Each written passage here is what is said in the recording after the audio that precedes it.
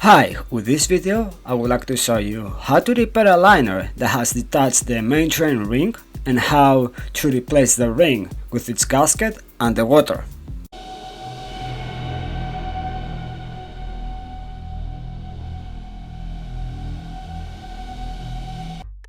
If you are new to my channel, my name is Chris Elias and I'm the owner of Public Detection LLC. I want to personally thank you for watching my video and I hope you find it valuable. Feel free to ask any question you have and I will do anything that's in my power to find and give you an answer to your questions. Your feedback is always welcome. Before you perform any kind of repair underwater, you should assess the damage first and make a plan on how to perform the repair and what steps will follow. Visualize your moves and play your plan in your mind a couple of times. Think twice and act once. Because you are working underwater, your moves have to be fast but with control.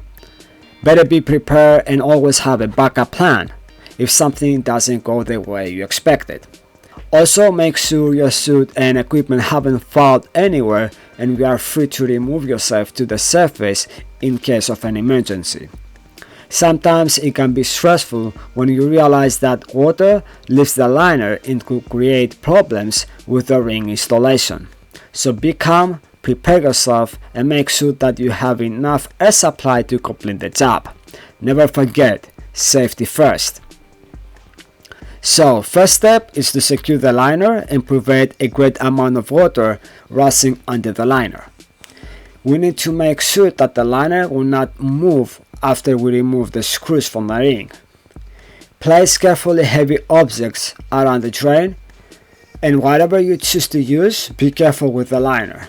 You definitely don't want to create another tear before your first repair. Some of you may ask, how much weight do I need to keep the liner secure? There is no real answer on that.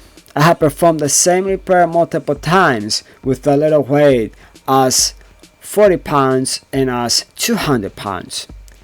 Both may work, but I will always recommend that more weight is much better than some weight. Just please, don't use your spouse. No honey, I'm sorry, that was a joke. Just kidding guys. I just want to inform you that watching the liner start lifting because water migrates under the liner can be really stressful, and at that moment that your heart is beating fast and you would love to be on the surface to see the sun, you have to keep working and completing the job underwater. So be prepared and let's see the next steps. After securing the liner, evaluate the tear and add at least 2 inches of liner on your pads for each side. If you don't have a measure tape, use your hands or fingers. In this case, I decided to apply 2 patches instead of one large one. Just for a disclaimer, there is not only one way or my way. I do not try to say that you should only perform this repair the way I do it. I am just sharing my techniques that I have used in the past and have worked for me and my clients. After calculating how many inches or fingers or hands you need for the pads, place the pads close to the ring. I have stacked some of the pads already, so I know where the pads will start and when it will end. Although you can place the pads without even gluing it. And before you start complaining for what I'm talking about, the pads will not stay without glue. You will glue it, but after you placing the ring and the screws. It will not affect your repair. It is actually much easier to place it without the glue, but because I had to use 2 patches, I had to glue them or at least restrict any major movement when I place the ring. Now is the moment that your heart will start beating like crazy. Removing the screws for the ring, guess what you will observe? Liner is lifted, water washes out under the liner, and then you have to keep calm and it's fine to lose some water in order to perform a proper repair and stop the leak permanently. So keep removing the screws and be ready to clean the area from any debris or piece of the old gasket. Place the patches and most importantly, the ring and the screws. This specific moment is really important for your repair. If your patches will not seal the liner, it doesn't matter if you place a new ring successfully because the pool is still leaking. If you have to deal with two patches, make sure that there are no openings or gaps between the patches. Try not to hesitate on the replacement of the ring, since more water will escape under the liner. If the liner already has holes, place the screws carefully to avoid damaging the liner. For the new patches, you should use something like a sub tip, like this one, so you create a hole. If the screws have a sub tip on it, then no hole is necessary, but if there is a flat tip on the screw, make sure you pre-hole the area that you will place the screw. In case you're asking why, is there any reason? Yes.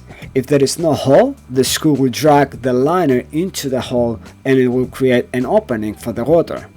Learning from my mistakes will save you a lot of headaches. So learn also that you have to remove all of the fragments of the old gasket from the liner before you place the ring, and not to unscrew the ring again and then clean the area as I did. You need to make sure that the new gasket is clean and flat. Nothing interrupts the connection of the new gasket and the liner. The patches are thin enough for the gasket to seal any gap. Now we are on the step of tightening the screws back. Place the screws at 80% and carefully tighten them one by one very slowly. Just do not apply too much pressure because the ring can crack. Every time you tighten the screw, you will observe tiny little bubbles escaping from the screw area. Always after any kind of repair, you have to test your repairs and make sure there is no more water loss. For those you are wondering how is by dye testing, not dye, I mean dye.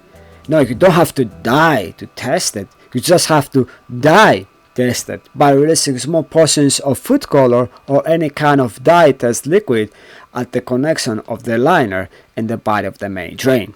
Take your time and dye test any potential opening. After verifying that no leak occurs, you can finish gluing the patches by using a regular syringe with no or plastic needle, so you can transfer the glue from the surface to the bottom to the patch. Make sure that the patch edges are glued and you are good to go. I don't mean to go now, I haven't finished yet, because I don't like to visit the same pool more than one time. Even if it's not necessary, I would decide to be safe than sorry and apply some beauty tape or epoxy right at the connection of the drain box and the ring to prevent any opening in the future. Now let's recap and comment on the steps. Step 1. Assess the issue. Take your time and investigate the problem. Step 2. Make a plan for your repair. Step 3. Play it in your mind a couple of times. Try to find possible barriers. Step 4. Have a backup plan. For example, if for any reason I had to stop in the middle of the repair because I am out of air or something else makes me decide to abort the dive and the repair, I still have my extra weight around the liner so it doesn't float and affect my repair. Step 5. Make sure you and your equipment is not fault anywhere and you are free from any obstacles to move to the surface in the case of an emergency. Say with me, safety first. Step 6. Prepare your repair. Parts or any kind material and equipment that you will use, put them at the spot that you're going to perform the repair. Be prepared. Step 7. Remove the ring. Step 8. Clean the area. Step 9. Place the patch. Step 10. Install the ring. Make sure there is a gasket and it's flat and nothing interrupts the gasket and the liner. Step 11. Screw the hose back. Step 12. Test your repair. Dye test it. If you have ultrasound, use the ultrasound to make sure there is no any further leak. And step 13. Reward yourself. Have a dream. Yes, you did a great job and you deserve it. But after you leave the pool. My name is Chris Elias, and I'm always happy to learn more and expand my knowledge. I'm always happy to face more challenging jobs. And as for my work quality and reputation, I will let my customers' feedback speak on my behalf. Check out my Google and Facebook reviews to learn what my clients say about me and my work. If you find my video valuable, please consider subscribing to my channel and hit the bell button to be notified on future videos. Also, please feel free to leave me your thoughts or questions on the comment section. I'm always happy to read your feedback and answer your questions. This encourages me to create more content and helps me to grow my channel. Thank you so much for watching, stay safe and take care.